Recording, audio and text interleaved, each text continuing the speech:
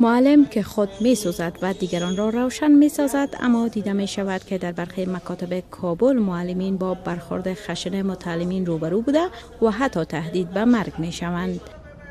امروز 13 میزان مصادف است با روز جهانی معلم. به خاطر اینکه بدانیم معلمان در کابل با چه مشکلات مواجه هستند، سر زدن به چند مکتب در شهر کابل. شماری از معلمان می گویند زمانی که برای آن شاگردان که اصول مکتب را رعایت نمی کنند گفته می شود که از برخورد نادرست و کارهای خلاف دست بردارند، معلمین از سوی آنها تهدید می شوند. تهدید شاگرد همی است که همون ناز نزاکت هایی که بالا داره، پدر ما فهمیدی قماندان است و پدر ما فهمیدی سارموال است و پدر ما در فلانی دستگاه کار میکنه، پدر ما با فلانی روابط داره، فلانی را میشناسه، وکیل میشناسه، فلانی بالاخره تهدیدش همیست. ما فقط زیادتر که پیدا میکنیم همی نسوار هستن، سیگرت هستن، بعضی اوقات میشه که یکم چاقویکی بسیار خورد. این در حال است که شماری از شاگردان نیز برخورد نادرست متعلمین با معلمان را تایید کرده. میگویند در اکثریت صنوف چنین افراد از خانواده‌های زورمند هستند که دست به کارهای خلاف قانون میزنند.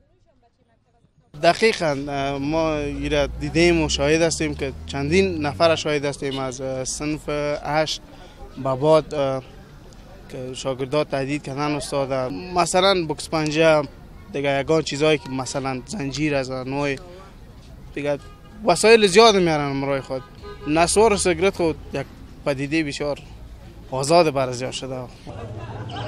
این در حال است که در تازه ترین مورد یک شاگرد در یک مکتب ناحیه 4 شهر کابل با استفاده از تفنگ‌های دست داشته‌اش 2 شاگرد دیگر را زخمی ساخت. از سوی هم حاجی امام جان مدیر لیسه ذکور بیبی مهروی شهر کابل میگوید که در آن مکتب حتی یک شاگرد نیز شامل شده بود که قبلا 7 ماه را در زندان سپری کرده بود. یکی از بچه‌ها صنف 11 6-7 ماه را در زندان تیر کرده بود و هر قدر تانستیم، هر قدر کوشش کردیم ایره متعلم ساخته نتانستیم. فقط اخلال میکرد، ناوقت میامد، وقت میبرامد، کوشش میکرد وقت برای نسوار میزد و چرسام میزد. باعث این اخلال نظم مکتب میشد که بالاخره ما به امنیت رجوع کردیم و پلیس آمد و ایره برد. و در همین حال مقامات وزارت معارف نیز همچون مسائل را در مکاتب کابل و ولایات تایید کرده. میگوید این وزارت به گونه جدی به خاطر حل این مشکل تلاش می نماید.